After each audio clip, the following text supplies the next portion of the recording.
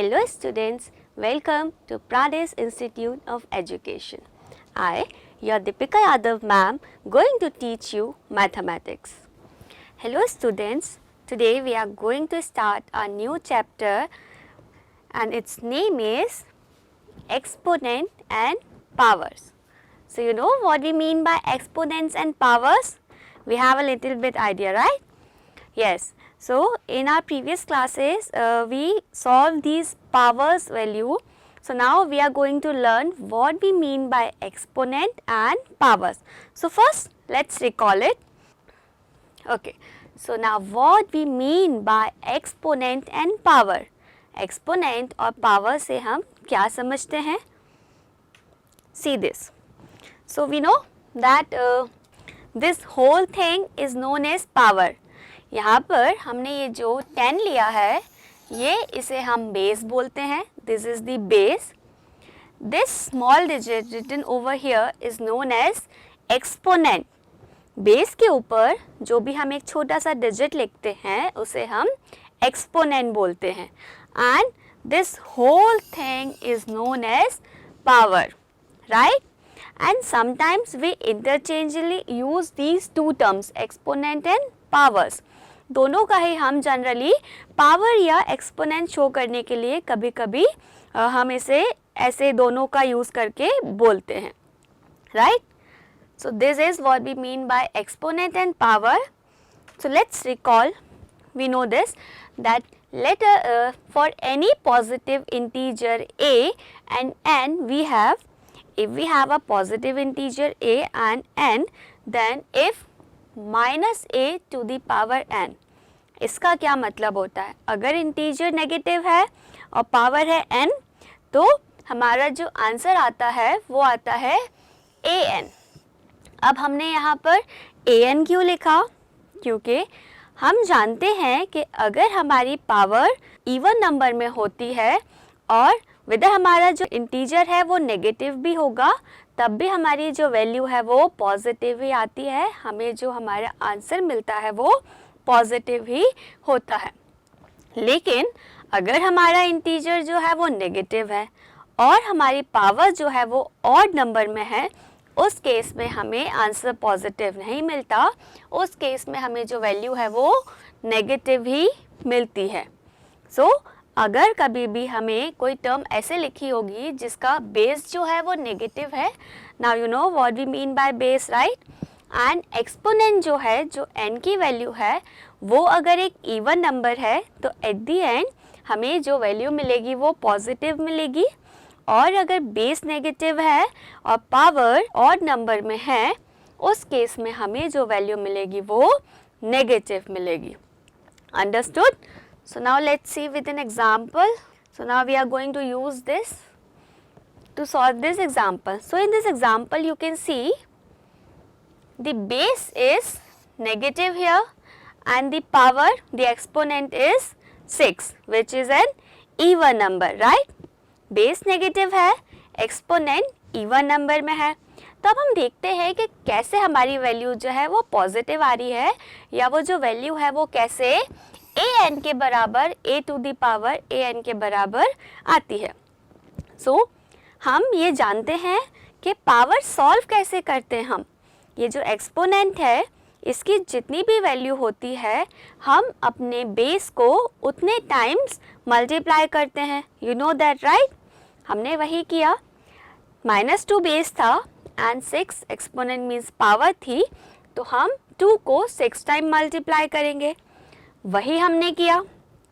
जब हमने 2 को 6 टाइम मल्टीप्लाई किया, so we got the answer as 64.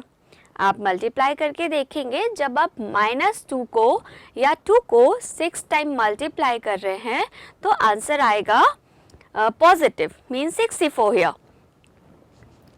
How we are getting this 64? Because the number of terms are even here.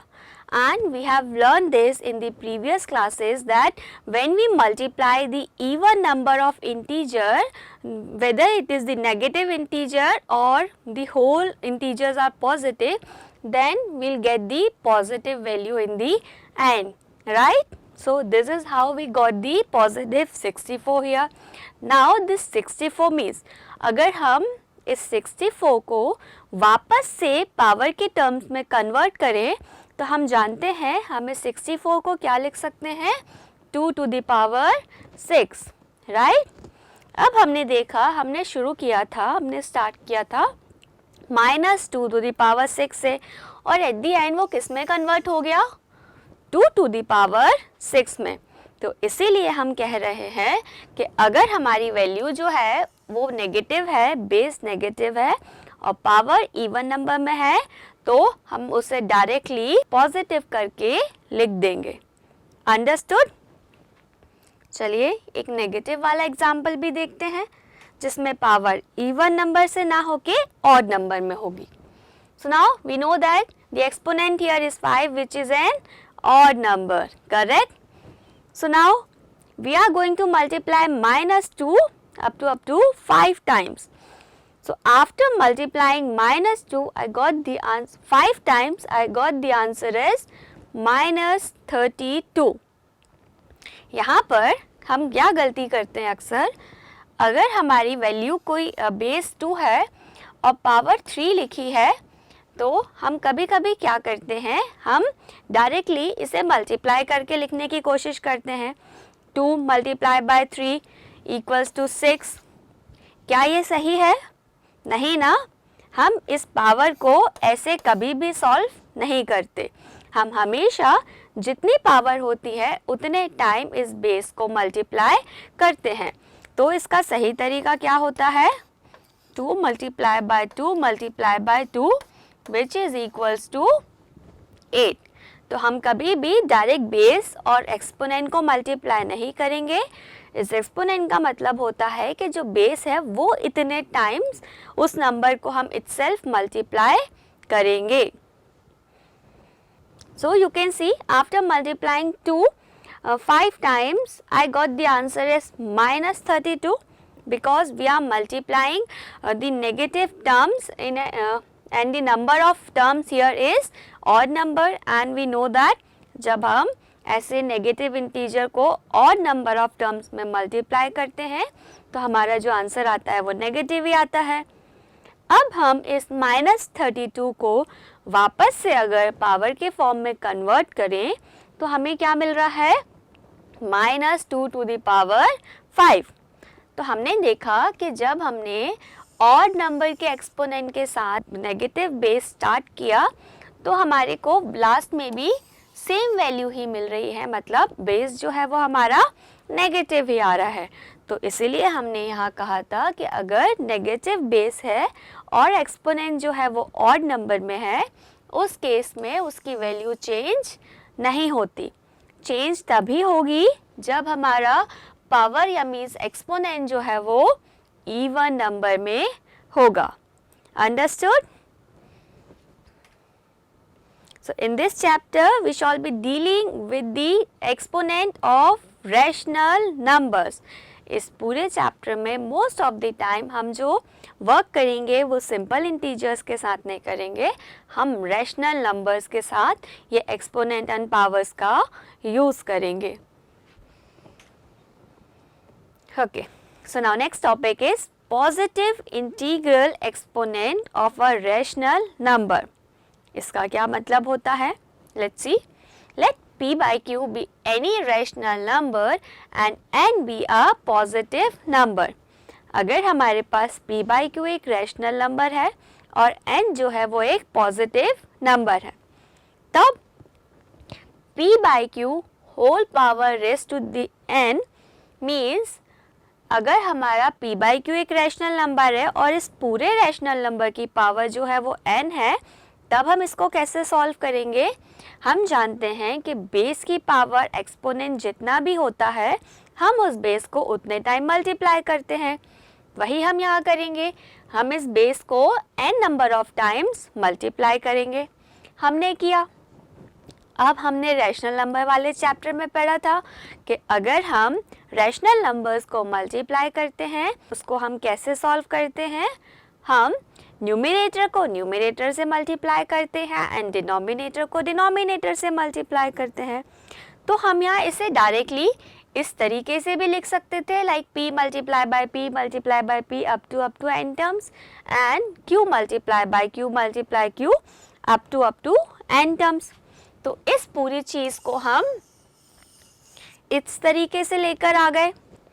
अब अगर हम p को n टाइम्स मल्टीप्लाई कर रहे हैं और वापस से अगर हम इसे एक्सपोनेंशियल फॉर्म में लिखेंगे तो हम इसे क्या लिख सकते हैं, p to the power n, right. Same चीज़ हमने q के साथ भी की, क्योंकि हम q को n number of times multiply कर रहे थे तो हमने यहाँ पर q की पावर n इसको नोट डाउन कर दिया। अगर हम फर्स्ट और लास्ट टर्म को कंपेयर करें तो हमें यहाँ पर एक डायरेक्ट रिजल्ट मिल रहा है कि अगर हमारा बेस जो है वो रैशनल नंबर में है और इस पूरे रैशनल नंबर की एक पावर है, मतलब हम एक पावर इस पूरे रैशनल नंबर पे अप्लाई कर रहे हैं, तो उसको हम कैसे सॉल्व करेंगे, हम वही जो एक्सपोनेंट है हमारा उसे न्यूमरेटर में भी अप्लाई कर देंगे, then same exponent will be apply to the denominator as well. Understood? So this is what we mean by positive integral exponent. Understood? So हम हमेशा अब जहाँ पर भी इस तरीके से वैल्यू होगी उसे इस वे में डायरेक्टली लिखकर सॉल्व कर देंगे। Now let's check an example based on this. So now we have to evaluate these two questions. In first we have -3/4 to the power 4. एक रैशनल नंबर है जिसकी पावर है 4। इसको सॉल्व कैसे करेंगे, let's see. So now we know that if we have a whole power over a rational number, we are going to solve this by applying the power to the numerator and as well as to the denominator. So here we did it. So -3/4 whole power 4 becomes -3 to raised to the power 4 upon 4 raised to the power 4. Now we know that the base is negative and the power is even, or the exponent is even here. So we can write it as -3 to the power 4 only.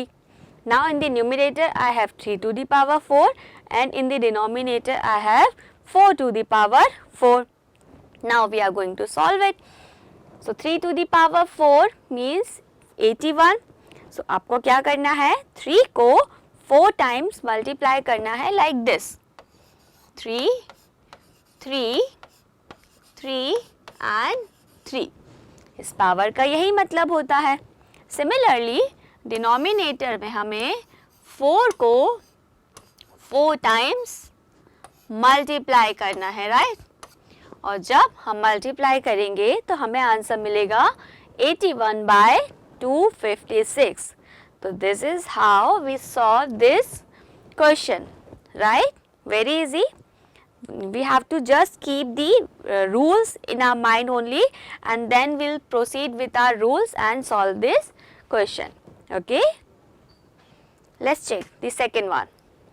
So the second one here is again a rational number with a whole power 5.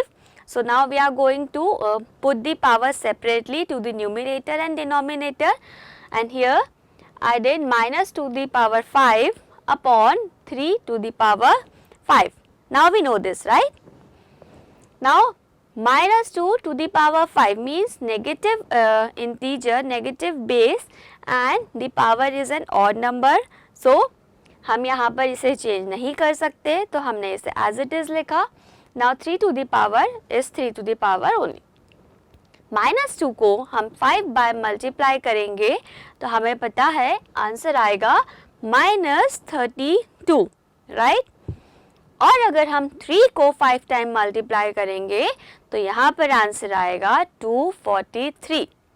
तो हमने देखा कि हमने कैसे rational number की एक power को, अगर उस पूरे रैशनल नंबर पे कोई एक सिंगल पावर होती है तो हमने उसे कैसे सेपरेट करके या इंडिविजुअल न्यूमरेटर और डिनोमिनेटर में अप्लाई करके सॉल्व किया. Understood? So this is positive integral. Now let's see the negative integral exponent of a rational number. यहाँ पर अब अगर हमारी पावर जो है वो इन केस नेगेटिव होती है तब हम उसे कैसे सॉल्व करते हैं वो हम देखेंगे। अभी हमारी पावर जो थी वो पॉजिटिव ही थी, मतलब एक्सपोनेंट जो हमारा था वो एक पॉजिटिव इंटीजर ही था, right. Base negative positive change हो रहा था तो उससे कोई फर्क नहीं पड़ रहा था। But what will happen if the exponent becomes the negative integer, तब हम कैसे सॉल्व करेंगे। सो हम यहाँ पर फिर से लेकर आए हैं एक rational number which is p by q, और हमने लिया है n जो n इंडिविजुअल एक पॉजिटिव इंटीजर है। अब अगर हम p by q to the power minus n लेते हैं तो इसको हम डायरेक्टली सॉल्व नहीं करेंगे, मतलब हम p बाई क्यू की पावर माइनस n सॉल्व नहीं कर सकते। तो इस केस में हम क्या करते हैं, हम जो बेस होता है उसे रेसिप्रोकल कर देते हैं और जो पावर है वो यहाँ पर एक्सपोनेंट जो है वो नेगेटिव से पॉजिटिव में कन्वर्ट हो जाता है। You can see here now p by q raise to the power minus n will become q by p।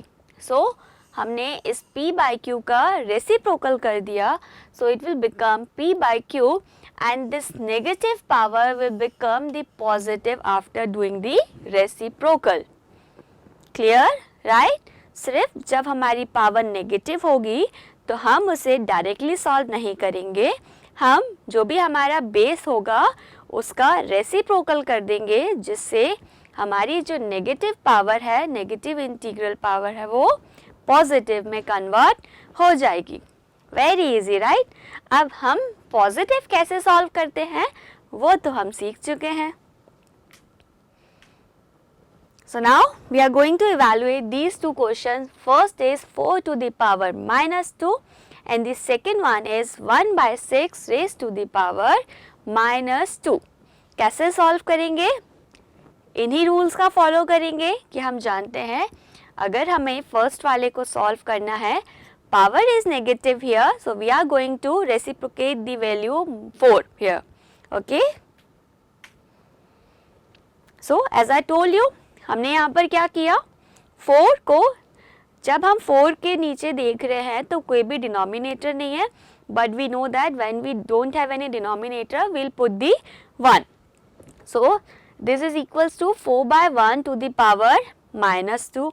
Now to solve this value we need to do the one thing, that we need to reciprocate this value. So I am doing it here.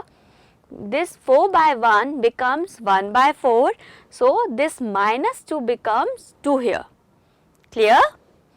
अब हम इसको कैसे solve करते हैं, अगर एक rational number की power single होती है तो हम न्यूमरेटर में भी वो अप्लाई कर देते हैं और डिनोमिनेटर में भी वो अप्लाई कर देते हैं।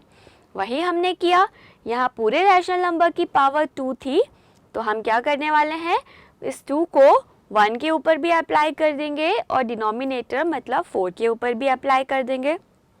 सो 1 multiplied by 1 becomes 1 only and 4 multiplied by 4 will be equals to 16. So the answer here is 1 by 16. Understood? Now let's check the second question. So in this question we have 1 by 6 raised to the power minus 2, and now we know that to solve this we need to reciprocate the base. So I reciprocate the 1 by 6 as 6 by 1. 1 by 6 का reciprocal क्या होगा, 6 by 1, right. 1 by 6 को reciprocal किया तो 6 by 1 हो गया, and this negative power जो negative exponent था रेसिप्रोकल करने के बाद वो कन्वर्ट हो जाएगा पॉजिटिव में। Very easy, right. Now to solve this we know that 1 means nothing in the denominator, so I just write it as 6 to the power 2. Now 6 multiplied by 6 is equals to 36, so the final answer is 36. So हमने देखा कि हम negative power के साथ कैसे work करते हैं। Clear to everyone? Okay. So now we are going to start the laws of exponent. अब जब हम एक्सपोनेंट के साथ वर्क करते हैं विद द रैशनल नंबर और विद द इंटीजर्स, तब ये जो रैशनल नंबर्स होते हैं या ये जो एक्सपोनेंशियल फॉर्म होता है, इनके कुछ लॉज हमें ध्यान में रखने पड़ते हैं। अब वो क्या है? Let's see them one by one. So first we are going to take a general rational number which is p by q and m and n be an integer, positive integer है, okay? p by q हम एक rational number लेकर चल रहे हैं और हमने यहाँ दो another n और m integers लिए हैं या positive integers लिए हैं जिनको हम as a exponent यहाँ पर use करेंगे। Then we have the first law is p by q raised to the power m multiply by p by q raised to the power n। यहाँ पर क्या हो रहा है, दो रैशनल नंबर हैं जो कि जो बेस है दोनों वो सेम है, बट जो पावर है, जो इनका एक्सपोनेंट है वो डिफरेंट है और ये दोनों रैशनल नंबर जो वैल्यू है वो आपस में मल्टीप्लाई हो रही है। उस केस में हम इनको इंडिविजुअल सॉल्व नहीं करेंगे। अगर दोनों बेस सेम है, पावर्स डिफरेंट हैं और मल्टीप्लिकेशन का केस है, उस केस में हम क्या करेंगे, हम बेस को वन टाइम लिखेंगे और मल्टीप्लिकेशन का केस है तो पावर कन्वर्ट हो जाएगी ऐड होकर, means we will apply the power as in the form of m plus n। Simple, base दोनों नंबर के बेस सेम है, you can see base different होंगे तब हम ये लॉ अप्लाई नहीं करेंगे। ये लॉ तभी अप्लाई हो सकता है when we have two similar base with the positive और we can say negative as well with the different exponents and these two are going to multiply, right? हम तभी ये लॉ अप्लाई करेंगे। So we can write this thing as p by q whole power m plus n. So this is law number 1. Let's check the second law. So now in the second law, this multiplication sign is just converted to the division sign. बाकी सारी चीज़ें same है, यहाँ पर सिर्फ क्या हुआ, जो मल्टीप्लिकेशन कर रहे थे हम केस नंबर 1 में या फर्स्ट लॉ में, उसे हमने कन्वर्ट कर दिया है डिवीजन वाले केस में। बेस दोनों ही सेम है बट दोनों की पावर जो है वो एक्सपोनेंट जो है वो डिफरेंट है। इस केस में हम क्या करेंगे, मल्टीप्लिकेशन के केस में हम एडिशन करते हैं दोनों एक्सपोनेंट का, डिवीजन के केस में हम दोनों एक्सपोनेंट को सब्ट्रैक्ट कर देंगे। सिंपल, जब मल्टीप्लिकेशन का केस होगा बेस सेम होंगे, एक्सपोनेंट डिफरेंट होंगे, तो हम बेस को वन टाइम लिख के दोनों के एक्सपोनेंट, दोनों की पावर को ऐड कर देंगे, तो उससे हमें दो दो बार उसको सॉल्व करने की ज़रूरत नहीं होगी। Similarly, if we have the case of division, we will gonna write the two bases as one time and we will subtract the exponent. Understood? So this is second law. Now law number 3. P by Q raised to the power m whole power n. I am writing it here. So it is written as P by Q whole power n or m, and again we have another power raised to the power n. Base अब यहाँ पर 1 है, but क्या हो रहा है, इस एक बेस की हमारे पास दो दो पावर है। अब हम इसे सॉल्व कर कैसे करेंगे, तो सिंपल, जब भी हमारे पास ऐसा केस होगा जहाँ पर बेस सिंगल होगा और उसके साथ दो पावर्स होंगी, तो हम उन दोनों पावर्स को आपस में मल्टीप्लाई कर देंगे। Like this. बेस तो एक ही था, क्या किया, पावर्स दो थी इस केस में, तो हमने बेस को एज इट इज लिया और हमने दोनों पावर को आपस में मल्टीप्लाई कर दिया। So this is law number 3. Understood? So now we have another laws as well. So now law number 4 is saying that if we multiply two rational number with a single power like this, p by q multiplied by r by s to the power n. इस case में हम क्या करेंगे? Simple, अब यहाँ पर जो हमारे रैशनल नंबर्स हैं या जो बेस हैं वो डिफरेंट हैं, इन दोनों ही डिफरेंट बेस के ऊपर हमारी सिंगल एक पावर है। जस्ट अपोजिट हो गया कि एक बेस के ऊपर अभी दो पावर थी, बट यहाँ पर दो मल्टीप्लाई के लिए दो बेस हैं जो आपस में मल्टीप्लाई हो रहे हैं और उनकी एक सिंगल पावर है। इस केस में हम क्या करेंगे? हम दोनों बेस को सेपरेट करके उनकी पावर को उस पर इंडिविजुअली अप्लाई कर देंगे।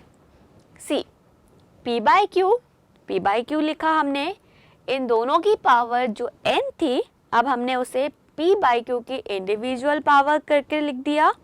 Similarly we have multiplication case, तो वो हमने यहाँ लिख दिया एंड r बाई s अलग से लिख के हमने उसकी पावर n कर दी। ये हम तभी करेंगे जब हमारे पास मल्टीप्लाई का केस होगा। एडिशन के केस में ये लॉ फॉलो बिल्कुल भी नहीं होता। Keep that in mind, okay. So जब मल्टीप्लिकेशन में दो रैशनल नंबर होंगे, उनकी एक सिंगल पावर होगी, तो हम उसे सेपरेट करके भी सॉल्व कर सकते हैं। हम उस सिंगल पावर को दोनों रैशनल नंबर पे अलग अलग अप्लाई कर देंगे और देन हम उनका मल्टीप्लिकेशन फाइंड कर सकते हैं। सिमिलरली अगर हमारे दोनों ही रैशनल नंबर डिवीजन में होंगे और उनकी तब एक पावर होगी, तो ये सेम चीज़ हम वहाँ पर भी अप्लाई कर सकते हैं कि हम फर्स्ट वाले के ऊपर उस पावर को अप्लाई कर देंगे और सेकंड वाले के ऊपर भी उस पावर को अप्लाई कर देंगे जब ये डिवीजन का केस होगा तब भी। सो आई एम रिपीटिंग अगेन कि हम ये चीज़ें सिर्फ मल्टीप्लिकेशन और डिवीजन के केस में ही कर सकते हैं। एडिशन और सब्ट्रैक्शन के केस में हम ये चीज़ नहीं कर सकते। सो नाउ लॉ नंबर 5, इसमें क्या हुआ, हमने ये नेगेटिव इंटीग्रल पावर में भी पढ़ा था। p by q raise to the power minus n एक रैशनल नंबर है, पावर क्या है, नेगेटिव फॉर्म में है। कैसे सॉल्व करते हैं हम इसको? हम बेस का रेसिप्रोकल कर देते हैं, राइट? वही किया हमने, p बाई क्यू का रेसिप्रोकल किया विच become q by p here and this negative power, this negative exponent will be converted to the positive 1. ये चीज़ हमने अभी कुछ देर पहले भी सीखी थी। So, अगर नेगेटिव पावर है, रैशनल नंबर है, सिंपली हम उसका रेसिप्रोकल कर देंगे जिससे वो जो नेगेटिव पावर है वो पॉजिटिव में कन्वर्ट हो जाएगी। Now law number 6 is here saying that if we have a rational number or any number having power 0, कोई भी नंबर जिसकी पावर अगर 0 है, वो नंबर कुछ भी हो सकता है, कैसा भी हो सकता है, लेकिन अगर उस नंबर की पावर 0 है, एक्सपोनेंट में 0 लिखा है, तब उस पूरी वैल्यू का मतलब हो जाता है 1। वो पूरी की पूरी वैल्यू 1 में चेंज हो जाती है। अंडरस्टूड? तो जब भी हमारे पास कोई भी नंबर होगा, उसकी पावर 0 होगी, तो हम डायरेक्टली उसे 1 लिख देंगे। Very easy, right? So these are 6 laws of exponent. हम जब भी एक्सपोनेंट के साथ वर्क करेंगे तो हम इन लॉज का हमेशा ध्यान रखेंगे, या हम अपने क्वेश्चंस को सॉल्व करने के लिए इन सारे लॉ का यूज़ कर सकते हैं जहाँ पर भी हमें उनकी रिक्वायरमेंट होगी। So now we need to solve these all questions. So first we'll start with first question and then we'll solve them one by one. So now हम अभी तक laws of exponent सीख चुके हैं, कैसे किन चीज़ों को solve करना है वो भी सीख चुके हैं।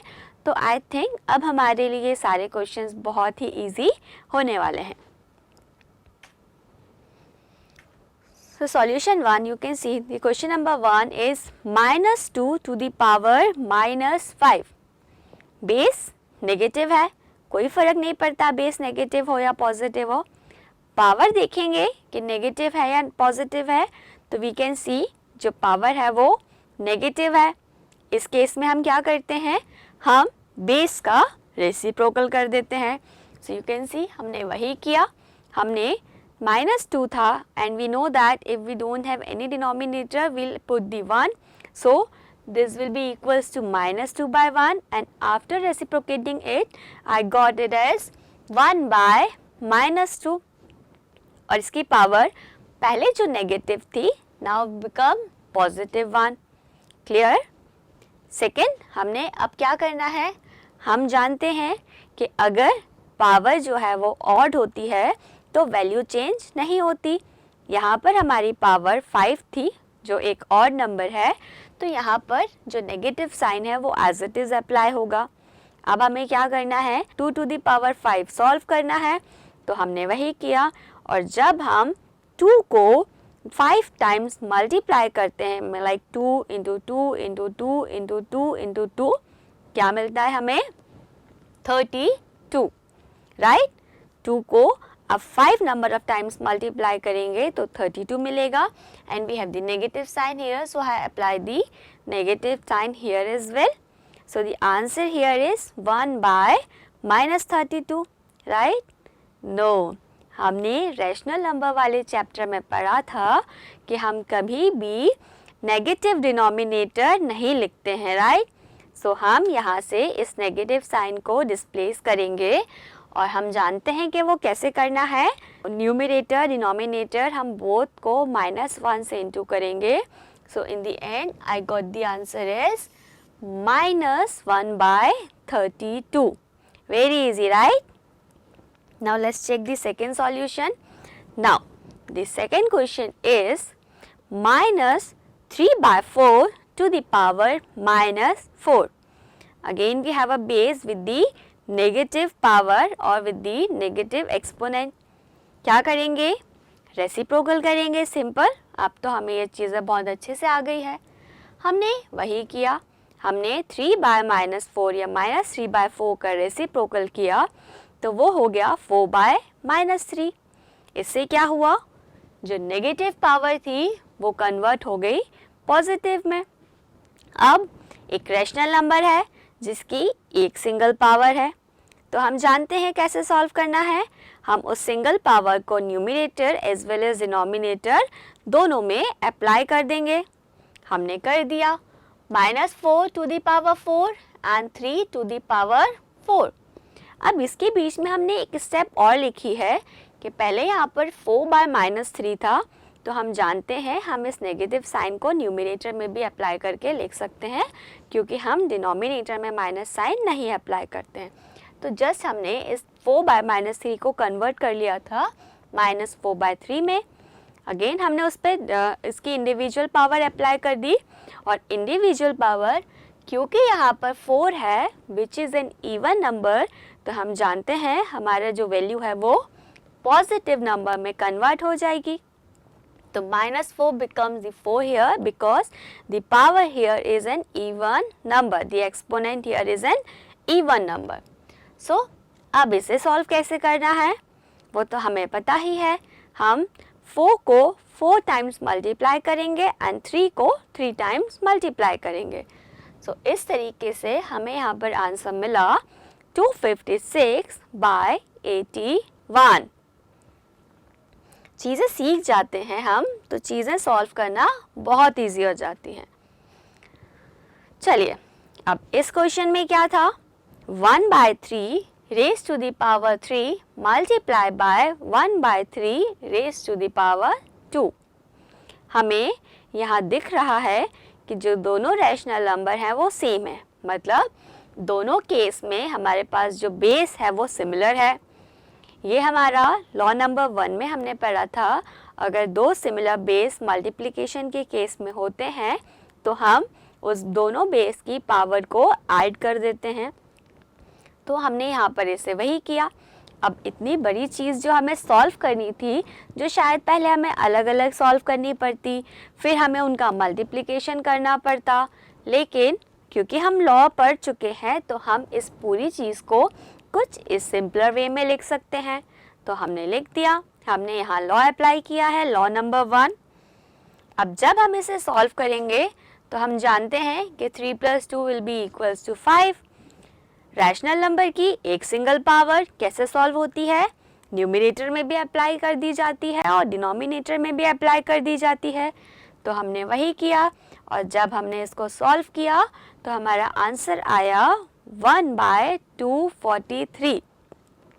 So I am writing here that I use the law P/Q raised to the power m multiply by P/Q raised to the power n will be equals to P/Q raised to the power m plus n।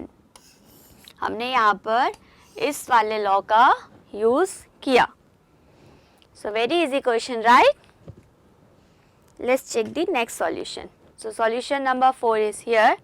Now again we have same base with different power and with the multiplication operation. So same law हम यहाँ पर भी apply करेंगे कि base को एक बार लिखेंगे और दोनों पावर्स को ऐड कर देंगे। So now adding these two value, I got the answer as 2 because we have positive and negative sign here. So positive negative becomes the negative. So 5 minus 3 will be equals to 2. So it becomes 4/5 to the power 2. अब तो चीज़ें बहुत simple हैं। Simple 4 को power हम 2 लिख देंगे and again 5 to the power 2 denominator में अप्लाई कर देंगे। सॉल्व करेंगे तो आंसर आएगा 16/25। Very easy, right? Next solution, solution number 5. So here we have again two same base with different exponents. So we are applying the same law again. We have written the base, single base, and we have added both the exponents. So I got -3/2 whole power -3 plus -2। अब ये positive negative चीज़ें solve कैसे होती हैं हम ये पहले ही पिछली क्लास में सीख चुके हैं। सो हमने यहाँ पर इसे डायरेक्टली सॉल्व किया है और इस पूरी चीज़ को सॉल्व करने के बाद हमें मिला -5। पहले हम इसे सिंप्लीफाई करेंगे, अगर हमें डायरेक्ट सॉल्व करते नहीं बनता है तो सिंप्लीफाई करेंगे देन हम उसे सॉल्व करेंगे। लेकिन क्योंकि हम पीछे ये पढ़ चुके हैं पुरानी क्लासेस में तो मैं ये सोच रही हूँ कि आप लोगों को ये सारी चीज़ें अच्छे से आती हैं। So now I got the power as -5। अब जब हमारी पावर नेगेटिव होती है तब हम क्या करते हैं? राइट, हम एक जो हमारा बेस होता है उसको रेसिप्रोकेट कर देते हैं। तो हमने वही किया, 3/2 becomes 2/3 and this negative power becomes the positive here. And अब सिंपल हमने दोनों न्यूमरेटर डिनोमिनेटर में पावर अप्लाई करी, उससे सॉल्व किया तो in the end I got the answer is 32/243। यहाँ पर हमने एक ही क्वेश्चन में दो चीज़ें अप्लाई करी। पहले हमने लॉ अप्लाई किया और फिर सेकेंड हमने एक और लॉ अप्लाई किया, राइट, जिसमें हमारी पावर नेगेटिव से पॉजिटिव में कन्वर्ट हुई। Now let's see this last solution. So in this you can see again two similar bases with different powers in the multiplication case. So we will apply the same law. एक ही law apply हो रहा है, base को एक बार लिखेंगे और दोनों powers को ऐड कर देंगे। ऐड करने के बाद पावर कन्वर्ट हो गई -1 में। अब -1 है, पावर नेगेटिव है, तो हम क्या करते हैं? सिंपल रेसिप्रोकल कर देते हैं। तो हमने इसे रेसिप्रोकल कर दिया। अब अगर हम यहाँ पर +1 भी लिखते हैं तो हम जानते हैं पावर में 1 तो कोई मतलब ही नहीं होता कि हमको 1 टाइम ही उस नंबर को मल्टीप्लाई करना है।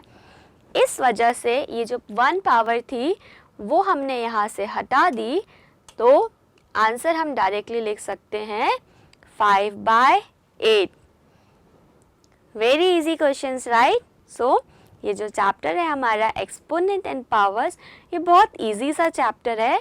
सिर्फ हमें उसके कुछ लॉज, उसके कुछ रूल्स को ध्यान में रखना है। अगर हमें ये चीज़ें आती हैं तो other than that everything is easy. So that's it for today's lecture. We are going to continue with this chapter in our next part. So how do you all know when will our next lecture come? So for this you have to like, share, subscribe to our YouTube channel. Thank you.